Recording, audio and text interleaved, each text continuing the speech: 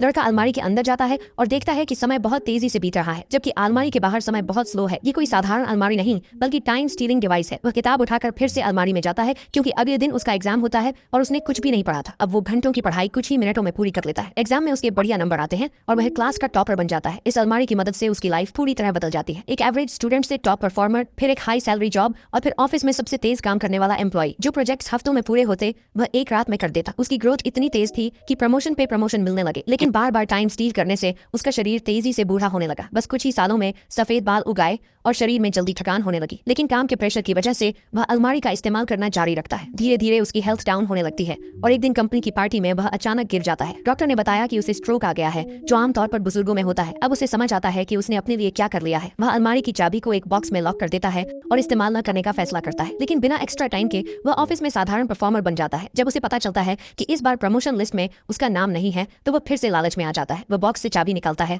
ढेर सारी फाइल्स उठाकर अलमारी में चला जाता है। बाहर आने के लिए जैसे ही चाबी के लिए जेब में हाथ डाला तो देखा जेब में छेद था और चाबी बाहर गिर चुकी थी। वह घबरा जाता है, लॉक के छोटे से छेद से झांकता है और देखता है कि चाबी बाहर पड़ी है। इसी बीच उसका बेटा उसे ढूंढने के लिए स्टोर रूम में आता है। वह चिल्लाकर बेटे को बुलाता है, लेकिन बेटा उसे सुन नहीं पाता। अंदर बैठा वह बूढ़ा होता जाता है। कुछ ही मिनटों में बहुत बूढ़ा हो गया। बेटे की नजर गिरी हुई चाबी पर पड़ती है। वह चाबी लॉक में लगाता है और जैसे ही दरवाजा खोलता है, अलमारी के अंदर उसका पिता राख में बदल चुका होता है। शॉर्टकट से जिंदगी आसान नहीं बल्कि मुश्किल हो जाती है।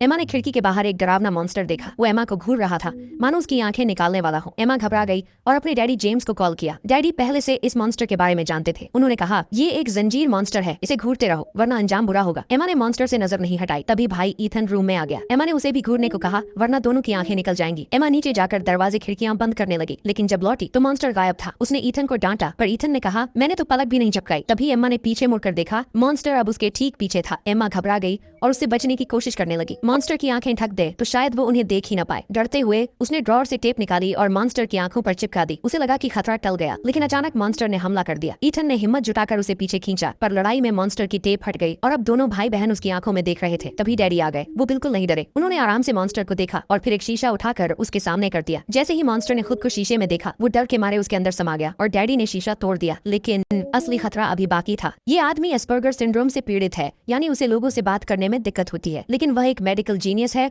और चीजों को नंबर और 3D इमेज में सोच सकता है। वह सड़क पर एक घायल लड़की को देखता है। एक डॉक्टर ने उसे CPR देने की कोशिश की, लेकिन आदमी ने उसे रोक दिया और बोला, तुम गलत जगह दबा रहे हो, ऐसे करने से बच्चे की जान जा सकती है। डॉक्टर चौंक गया। आदमी ने हाथ की पोजीशन थोड़ी सी बदली तो बच्चे की हालत सुधर गई। आदमी ने चेक करने पर देखा कि उसके पेट में कांच का बड़ा टुकड़ा घुसा हुआ था और वह पंक्चर्ड लंग्स की वजह से सांस नहीं ले पा रहा था। आदमी भागकर पास के सुपरमार्केट गया और वहां से अल्कोहल, डिस्पोजेबल ग्लव्स और एक आर्ट कटर उठा लाया। वापस आकर उसने अपने बनाए हुए डिवाइस को बच्चे के शरीर पर लगा दिया। आदमी घायल बच्चे पर अल्कोहल डालता है, फिर वो एक पाइप को काटकर शराब की बोतल में डालता है और उसे टेप से सील कर देता है। कुछ ही मिनटों में उसने इमरजेंसी चेस्ट ड्रेनेज डिवाइस बना दिया। आदमी सड़क पर ही बच्चे की सर्जरी करने वाला था। बच्चे की माँ घबरा जाती है और रोकने की कोशिश करती है, नहीं कोई और तरीका ढूंढो। लेकिन उसने माँ से कहा, तुम्हारे बच्चे के पास सिर्फ 2 मिनट है। जब माँ हाँ कर देती है तो आदमी ध्यान से बच्चे की छाती पर एक चीरा लगाता है और पाइप को उसके अंदर डालता है। जब शराब की बोतल से बुलबुले उठते हैं, तब जाकर बच्चे की सांसें स्थिर होती हैं। वहां मौजूद सभी लोग राहत की सांस लेते हैं,